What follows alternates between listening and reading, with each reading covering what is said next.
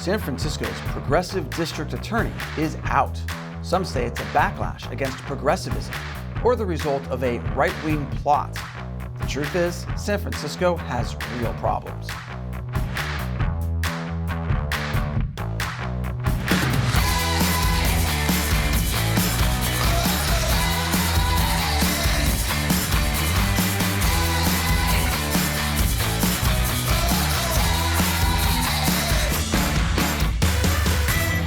Welcome to America Uncovered. I'm Matt Ganejda, filling in for Chris Chappell. San Francisco, my hometown. I have fond memories of its beautiful parks, colorful murals, and crazy homeless people in the Tenderloin. I haven't lived there since 2004, but when I go back to visit family and friends, each time it gets more and more terrible. Places that used to be nice are hosting tent cities now. There are literally drug needles in the gutters. And the whole place is like an unhinged Ferris wheel rolling toward the sea. And yet, many still call it a left-wing progressive paradise. Because nothing says progressive paradise like catering to giant corporations, gentrifying minority neighborhoods, and pricing poor people out of their homes. Beautiful progressive San Francisco. But lately, San Francisco has been going through some changes. Last week, San Francisco voted overwhelmingly to recall Progressive District Attorney Chesa Boudin. And by overwhelmingly, I mean 55% said, yes, let's get rid of him, which is a lot in American politics. Boudin had been elected in 2019 by a thin margin. His platform was radical.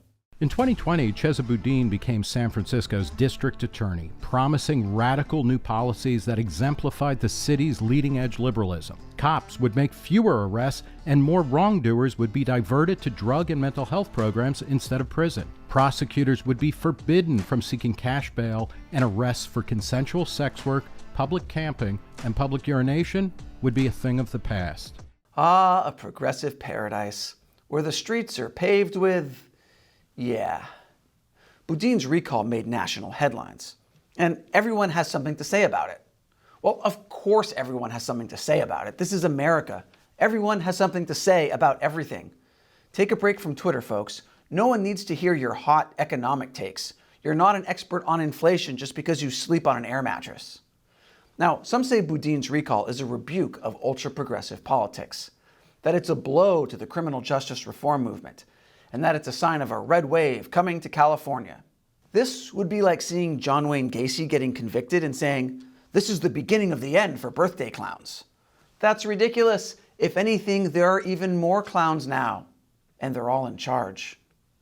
Others, of course, insist that it is not the death knell for California criminal justice reform, which is probably a more measured response. And of course, Boudin himself had a few things to say about it. He blamed his recall on right-wing billionaires. And I want to be very clear about what happened tonight. The right-wing billionaires outspent us 3-1. And he insisted he was a scapegoat for pandemic fears. Pandemic fears? I don't think anyone was blaming him for being forced to put pants back on and return to work. Mostly because in San Francisco, pants have always been optional. Even President Biden had something to say about Boudin's recall. I think the voters sent a clear message last night. Both parties have to step up and do something about crime as well as gun violence. Nice link to the gun control issue there, Mr. President. You may have hope as a politician yet. Still others called Boudin's recall the revenge of the Obama Democrats. And there is some truth to that. Not the part about Obama Democrats, that's just branding. But San Francisco is a deep blue city. Many on the left have been quick to point out that this is not part of a plot led by right-wing billionaires. It's a battle within the left. So it's not a red wave, it's a blue Point Break, which sounds like an Avatar sequel starring Keanu Reeves. Whoa. I'll tell you how this is a battle within the left after the break. Welcome back. Last week, voters ousted progressive San Francisco DA Chesa Boudin. But it has nothing to do with the right wing. People in San Francisco, I think, regard themselves as progressive or liberal within reason. You know, I think there's broadly liberals, and moderates and progressives and whatever. I think everybody, they do want a government that works for them and works for the city of San Francisco and works for its residents and does things in a liberal, progressive way. It's not that San Franciscans aren't progressive or liberal or are just moving to the right. Just because they don't like Boudin doesn't mean they don't like the left as a whole. That's like someone saying they don't like Olive Garden and then Olive Garden accuses them of hating Italians. I don't hate Italians, I just hate your food because it always brings more problems the next morning. Now, some say Boudin's recall is more of a referendum on the times we live in than anything else. Anybody that's on the ballot right now would have been in trouble. That's another theory, that voters aren't necessarily moving right. They're just simply tired of dysfunction, and if that is the case, more incumbents might have things to worry about. Wow, if voters are going to recall everyone that causes dysfunction, then Congress might soon have 535 seats to fill. Probably this is more of a referendum on the current state of San Francisco. One article in particular, titled "How San Francisco Became a Failed City," has been the topic of a lot of conversation on the internet. It was written by a well-established liberal journalist and published in The Atlantic. So it's basically above reproach from the left, or, nearly above reproach. And it has a lot to say about what's been happening in San Francisco lately. The author, Nellie Bowles, is a San Francisco native. Bowles had this to say about the Boudin recall. To understand just how noteworthy Boudin's defenestration is, please keep in mind that San Francisco has only a tiny number of Republicans. This fight is about leftists versus liberals. It's about idealists who think a perfect world is within reach. It'll only take a little more time, a little more commitment, a little more funding forever, and those who are fed up. In San Francisco, the left is eating themselves, which makes sense since these days, that's the only thing you can afford to eat in San Francisco. But the article wasn't just about Boudin's recall. And even the recall wasn't just about one prosecutor or even just one issue. The real problem is that San Francisco is a city that's falling apart at the seams. I'll tell you why after this last break. Welcome back. People who live in San Francisco usually love it. I've always loved it. Its personality, its pizzazz, its uniqueness. But that doesn't mean people who live there can't see something bad is happening in their city. Figuratively, I mean. It's literally hard to see anything sometimes. Of course, San Francisco has had issues for a long time. Betty Louie and other community leaders acknowledged crime and safety were a serious problem long before Chesa Boudin took office. But it's clear to them he could have done more. But a few things happened that made the state of the city clear for all to see. One of those things was Chesa Boudin. He probably isn't the reason for everything, but I also believe that some of his actions spoke very loudly. He's kind of like Harvey Weinstein.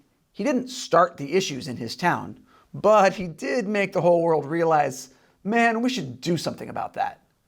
The COVID pandemic also made San Francisco's problems more visible. What problems? Let's start with the drugs. Back in 2014, California downgraded drug possession from a felony to a misdemeanor. And Chesa Boudin then said he wouldn't prosecute anyone for drug possession, even as a misdemeanor. What that means is that buying and doing drugs in San Francisco is very easy, and that means more drug overdoses. San Francisco saw 92 drug deaths in 2015. By 2020, there were 700 drug overdose deaths. That's more than 2.5 times the number of COVID deaths in San Francisco. COVID may actually have saved some people's lives in San Francisco since it made them too congested to snort anything. Now, obviously, San Francisco didn't invent drug use, and fentanyl overdoses are a crisis all over the country. But San Francisco Mayor London Breed promised to do something about the drug overdose problem. So in December of last year, she declared a state of emergency in the Tenderloin area of San Francisco. As part of that state of emergency, she supported the creation of the Tenderloin Linkage Center, which was supposed to link addicts with services and support their recovery. But in order to slow overdose deaths, it allowed drug use on site so that staff could administer anti-overdose drugs. And basically it became a safe consumption site for drug use. Technically, until recently, that was illegal in California, which might be why journalists weren't allowed inside the center. Unless they wanted to do some drugs, of course. They should have just said the C in CNN stands for crack. And the center wasn't doing a very good job of linking people with services, so when the city renewed its contract, its name changed to just the Tenderloin Center and switched its focus to care. And unfortunately, along with drug use comes homelessness. San Francisco has an ever-increasing budget to deal with homelessness, including programs that give cash, food stamps, and other aid to anyone on the streets. But if the goal is to end homelessness, it's having the opposite effect. We could do an entire episode about how progressive activist groups are actually making San Francisco's drug and homeless crisis worse. Let us know if you want to see that episode. Then there's the crime. San Francisco has relatively low rates of homicide and violent crime compared to other big cities, but it has relatively high rates of property crime, especially car break-ins. It's so bad that the San Francisco Chronicle has an online car break-in tracker. There's also a lot of burglaries and larceny theft. So the message is, you'll be safe in San Francisco, but your stuff won't. Proposition 47, the law that made drug possession a misdemeanor, also turned all thefts under $950 into misdemeanors. And those crimes, too, were generally not prosecuted under Chesa Boudin. The idea was to not put so many people in jail. But it also correlated to a rise in shoplifting, theft, and other criminal activity. It turns out criminals just aren't as concerned about committing misdemeanors as they are about felonies. They can just pay the fines for the misdemeanor using the $949 worth of items they stole. On top of that, there's the very high cost of living. It's crazy expensive to live in San Francisco, even in a tiny apartment across the street from a homeless camp. And it's depressing when you realize the city is paying out nearly $60,000 per year per homeless tent. No wonder people have been leaving. They finally saw what a disaster it had become. Again, figuratively, not literally. Of course, none of this is new. What really pushed many San Franciscans over the top was the school board. Boudin definitely isn't the only one who's been catching heat lately. The head of the San Francisco School Board and 2 other members were recalled back in February. And in a lot of ways, that led to the Boudin recall. It reflects the fact that a number of people have found each other. To some degree, we can thank the school board recall for that brought a number of parents together and brought people in the Asian community together. And that coalition is a big part of what was behind this recall as well.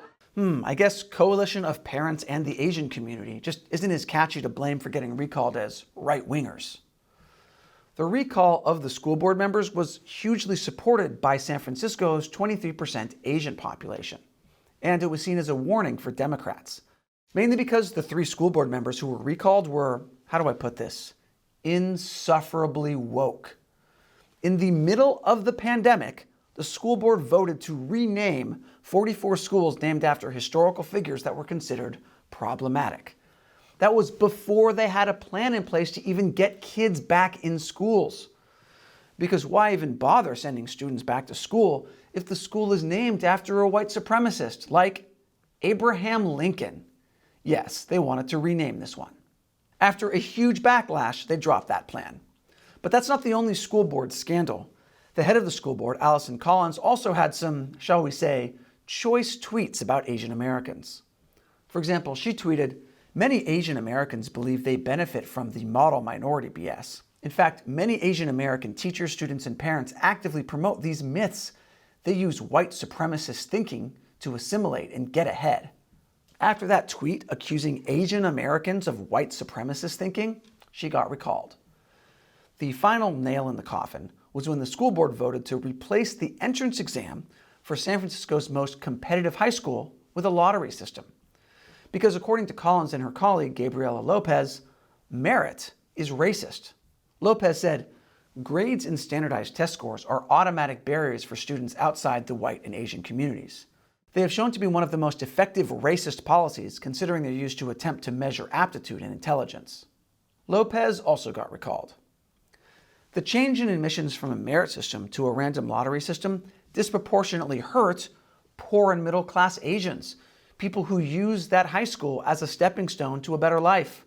So understandably, Asian parents were just a little bit unhappy. What happens when you get a bunch of angry tiger moms and frustrated liberals together? Apparently, recalls. But as The Atlantic says, it's going to take more than recalls to save San Francisco. So what do you think? Are the recalls a good sign? How would you fix San Francisco? Let us know in the comments below. And America Uncovered is made possible by support from viewers. So please visit us on Patreon or Locals so that we can keep on making great episodes. Once again, I'm Matt Gnezda. Thanks for watching America Uncovered.